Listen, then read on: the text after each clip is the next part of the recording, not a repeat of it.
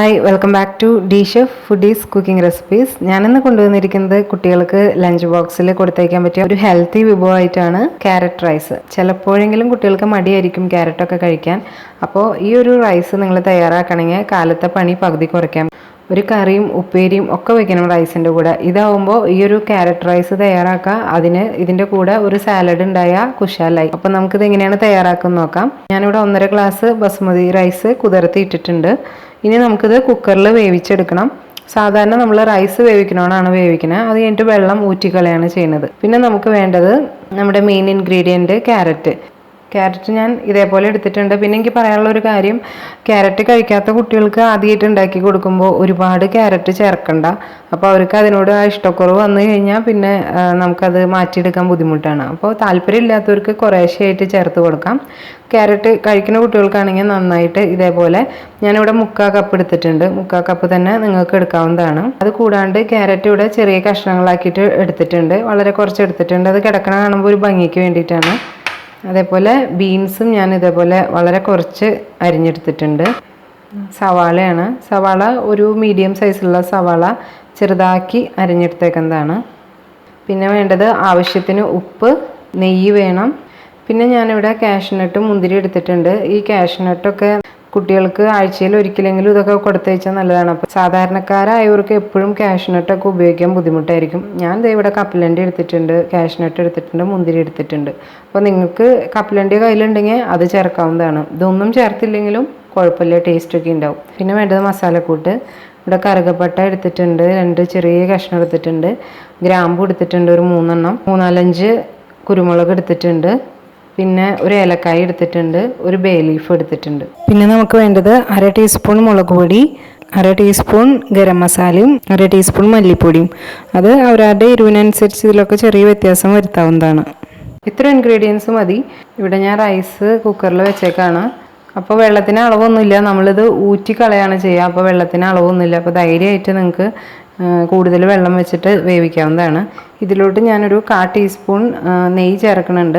ശരിക്കും നമ്മൾ ഈ ഒരു വെള്ളം ഊറ്റിക്കളയും, എങ്കിലും ചോറ് കുറച്ചൊരു നെയ്മയൊക്കെ ഉണ്ടാവാൻ വേണ്ടിയിട്ടാണ് 1/4 ടീസ്പൂൺ നെയ്യ് ചേർത്തിരിക്കുന്നത്. ഇനി നമുക്കിത് വേവിക്കാൻ വേണ്ടി വെക്കാം. ബസുമതി റൈസ് ഒരു വിസിൽ കേട്ടിട്ട് ഞാൻ നിർത്തിയിട്ടുണ്ട്. അപ്പോൾ ഞാൻ ചോറ് എപ്പോഴും ഉപ്പിട്ടിട്ടാണ് ഊറ്റിയെടുക്കാറ്. സാധാരണ പോലെ തന്നെ ചോറ് ഊറ്റിയെടുക്കാവുന്നതാണ്. ചോറ് അങ്ങനെ വെള്ളം വാലാൻ വേണ്ടി വെച്ചിട്ടുണ്ട്. അപ്പോൾ ഇതൊരു 2 പേർക്ക് നല്ലപോലെ കഴിക്കാനുണ്ടാവും. അതിൻ്റെ കൂടെ ഇതിൽ ക്യാരറ്റൊക്കെ വരുമ്പോൾ കുറച്ചും കൂടി ആവും. പിന്നെ സാധാരണ ചോറിലും ഇതേ രീതിയിൽ നമുക്ക് ചെയ്ത് നോക്കാവുന്നതാണ് കുട്ടികൾക്കൊക്കെ കൊടുത്തേക്കാൻ വേണ്ടിയിട്ട്. അപ്പോൾ ഇനി അടുത്ത സ്റ്റെപ്പിലേക്ക് പോവാം. അപ്പോൾ അടുത്ത സ്റ്റെപ്പിന് വേണ്ടിയിട്ട് ഞാനിവിടെ പാൻ വെച്ച് കൊടുത്തിട്ടുണ്ട്. അത്യാവശ്യം സ്ഥലമുള്ളതാണ്. റൈസും കൂടെ നമുക്ക് ഇതിലോട്ട് ചേർക്കേണ്ടതാണ്. ഒരു വലിയ ചീനച്ചട്ടിയോ അല്ലെങ്കിൽ ഇതുപോലത്തെ വലിയൊരു ഫ്രൈ പാനോ എടുത്ത് വെക്കുക. പാൻ ചൂടായിട്ട് വരുമ്പോൾ ഇതിലോട്ട് 1 ടീസ്പൂൺ നെയ്യ് ചേർത്ത് കൊടുക്കാം.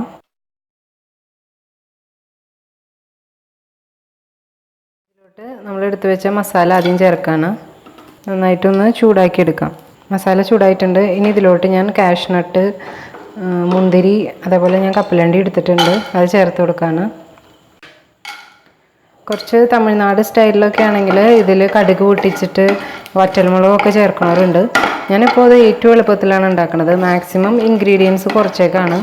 കുട്ടികൾക്ക് ലഞ്ച് ബോക്സിലൊക്കെ കൊടുത്തേക്കാൻ നമ്മൾ നോക്കുമ്പോൾ പെട്ടെന്ന് തന്നെ തയ്യാറാക്കാൻ പറ്റിയ നല്ലതാണ്. അപ്പോൾ മാക്സിമം ഇൻഗ്രീഡിയൻസ് കുറച്ചിട്ട് കൂടുതൽ ടേസ്റ്റിൽ എങ്ങനെ എടുക്കാമെന്ന് നോക്കാം. മുന്തിരിയൊക്കെ വീർത്ത് വന്നു.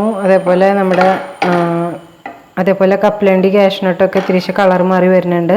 ഇനി നമുക്ക് ഇതിലോട്ട് സവാള ചേർത്ത് സവാളയൊന്ന് വഴറ്റിയെടുക്കാം. അങ്ങനെ സവാള ഒന്ന് വാടി വന്നിട്ടുണ്ട്. ഇനി നമുക്ക് ഇതിലോട്ട് പൊടികൾ ആഡ് ചെയ്യാം. മുളക് പൊടി ചേർക്കാം.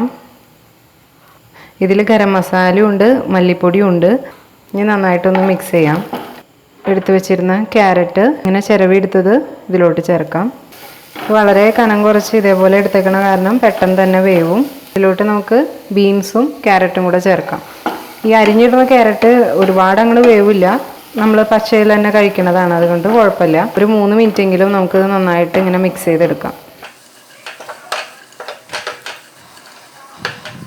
ഒരുപാട് ഡ്രൈ ആണെന്ന് തോന്നുന്നുണ്ടെങ്കിൽ ഒരു 1/2 ടീസ്പൂണും കൂടെ നെയ്യ് ഒഴിച്ചു കൊടുക്കാം. ഇതിനകത്തോട്ട് കുറച്ച് വേപ്പില ചേർക്കുന്നുണ്ട്. ഇപ്പോൾ ക്യാരറ്റൊക്കെ അത്യാവശ്യം ഡ്രൈ ആയിട്ടുണ്ട്. ഇനി ഇതിലോട്ട് ആവശ്യത്തിന് ഉപ്പ് ചേർത്ത് കൊടുക്കാം. നമ്മൾ റൈസിൽ ഉപ്പ് ചേർത്തിട്ടാണ് ഞാൻ റൈസ് വാലാൻ വെച്ചത്. അപ്പോൾ അതിനനുസരിച്ച് ഉപ്പ് ചേർത്താൽ മതി. അങ്ങനെ നമ്മുടെ ക്യാരറ്റ് റൈസ് ഏകദേശം റെഡി ആയിക്കൊണ്ടിരിക്കുകയാണ്. ഇനി നമുക്ക് ഇതിലോട്ട് നമ്മൾ കുക്ക് ചെയ്ത് വെച്ചായിരുന്ന റൈസ് ചേർത്ത് കൊടുക്കാം. കുറേശ്ശെ ആയിട്ട് ചേർത്തിട്ട് അത് മിക്സ് ചെയ്തെടുക്കാം.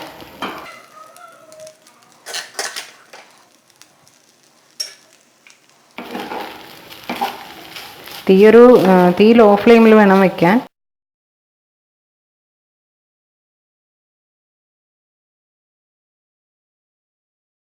കൂടുതൽ ക്യാരറ്റ് ഭക്ഷണത്തിൽ ഉൾപ്പെടുത്തുന്നത് ഏറ്റവും നല്ലതാണ്. കാരണം ക്യാരറ്റിൽ വൈറ്റമിൻ എ ധാരാളം ഉണ്ട്, വൈറ്റമിൻ കെ ഉണ്ട്. വൈറ്റമിൻ എ കണ്ണിനൊക്കെ വളരെ അത്യാവശ്യമായിട്ടുള്ളൊരു ഘടകമാണ്. അപ്പോൾ കുട്ടികൾക്കൊക്കെ ക്യാരറ്റ് കൊടുക്കുമ്പോൾ കഴിച്ചില്ലെങ്കിൽ ഇതേപോലെ നമുക്ക് ക്യാരറ്റ് റൈസ് ഒക്കെ ഉണ്ടാക്കിയിട്ട് കൊടുക്കാവുന്നതാണ്. അപ്പോൾ തീ ഓഫ് ചെയ്തിട്ടുണ്ട്.